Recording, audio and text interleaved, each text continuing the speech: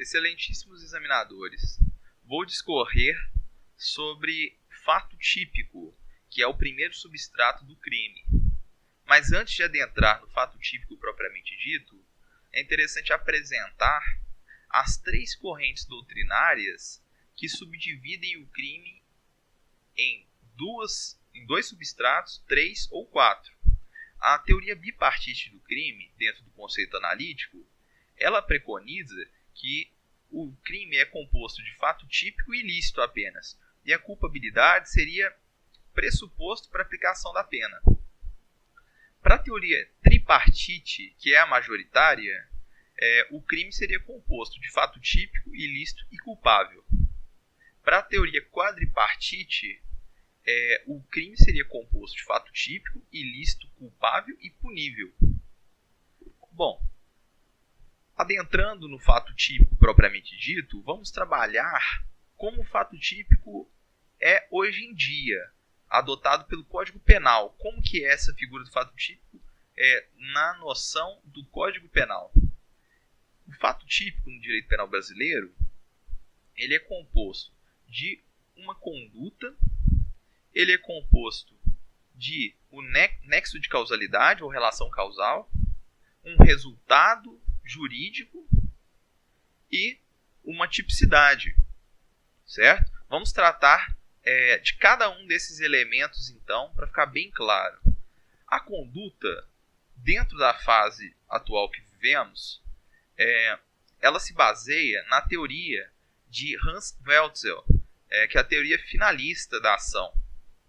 Para Welzel, a ação é toda aquela conduta humana voluntária e consciente dirigida a uma finalidade específica. Com relação ao nexo de causalidade, a gente tem que o Código Penal adota a teoria da conditio sine qua non, ou equivalência dos antecedentes causais. Essa é a regra no direito penal brasileiro. E o que essa teoria fala? Ela fala que considera-se ação ou omissão tudo aquilo que der causa a um resultado. E se você suprimir essa ação ou essa omissão, o resultado teria sido diferente. Isso é nexo de causalidade, né? Insta a ressaltar que, excepcionalmente, teremos a aplicação da teoria da causalidade adequada nas causas supervenientes relativamente independentes.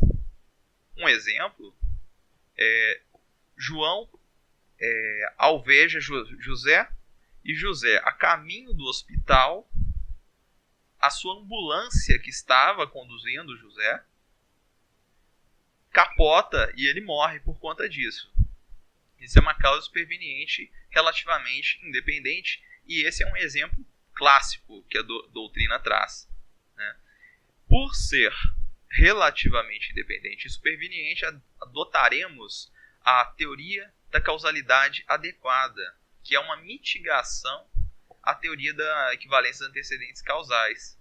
Uma vez que não vai considerar a causa, toda aquela ação que de algum modo levou aquele resultado. Ela vai dizer o seguinte, a teoria da causalidade adequada. Ela vai dizer que considera-se causa toda aquela que teria a aptidão e idoneidade de produzir aquele resultado. Não seria exigível, ou melhor dizendo, não seria perceptível, previsível ao intérprete, né, daquela situação, que se considerasse que o resultado natural de alguém que é alvejado seja a morte pelo capotamento da ambulância, né? Esse é um resultado que foge do desdobramento normal dentro do nexo de causalidade.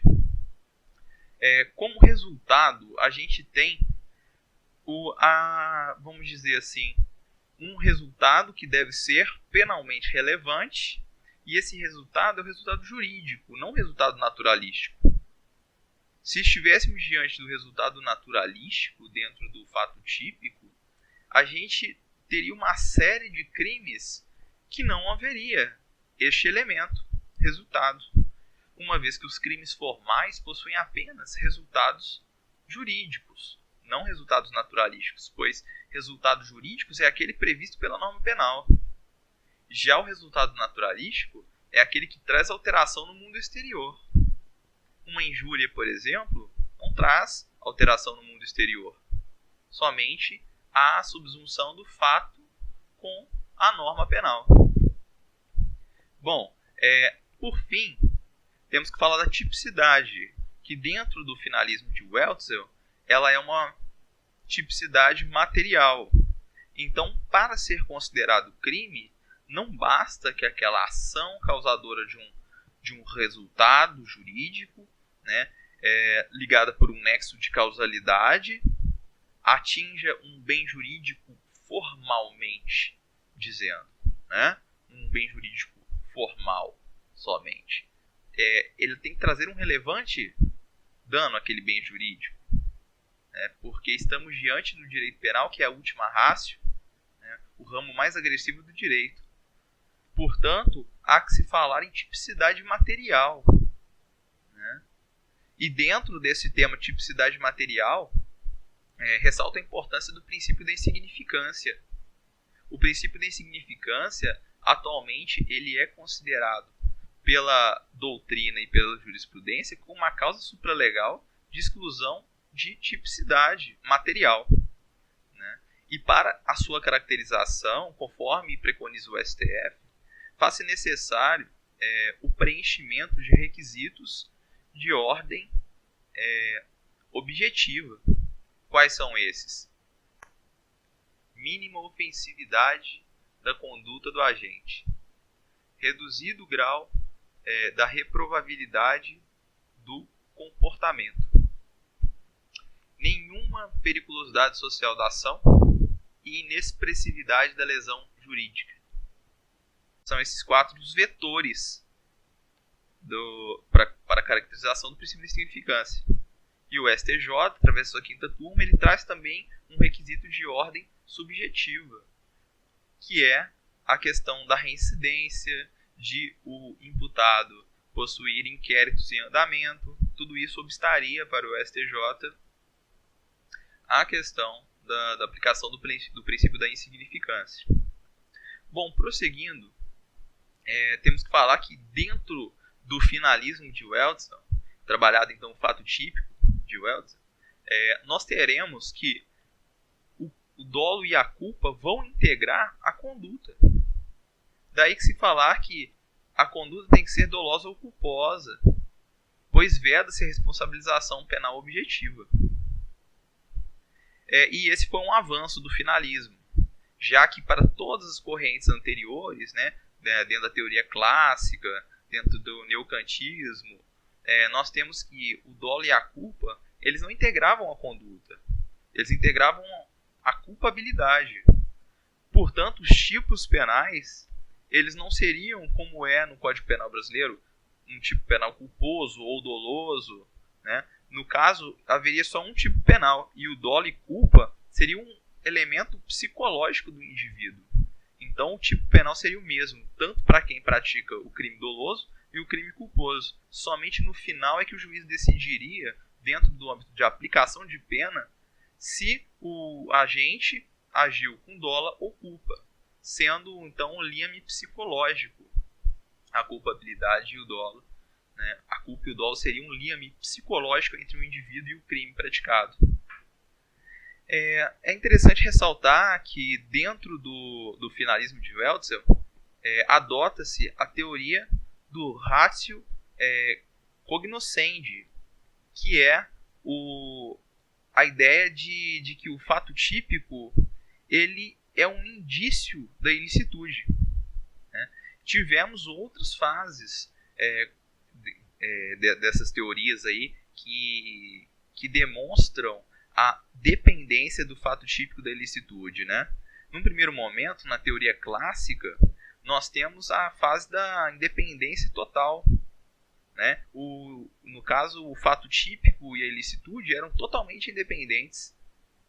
Num segundo momento, na teoria neoclássica, a gente tem uma fase que Maier sustentava que haveria um indício, né, de que quem pratica um fato típico praticou um fato antijurídico. Então, nesse ponto, seria igual à teoria finalista de Wetzel. Porém, posteriormente, Messinger superou essa teoria dentro ainda do neocantismo, superou essa fase, né, da indiciariedade, né, da ilicitude, dizendo então que deveriam ser analisados como um todo, fato típico e antijurídico. Portanto, aquele que agisse com uma excludente de ilicitude, por exemplo, não teria praticado nem sequer um fato típico. Né? Isso muda todo o tratamento como o operador do direito vai lidar com o crime. E posteriormente, então, o finalismo ele retorna à fase da indiciariedade. Né?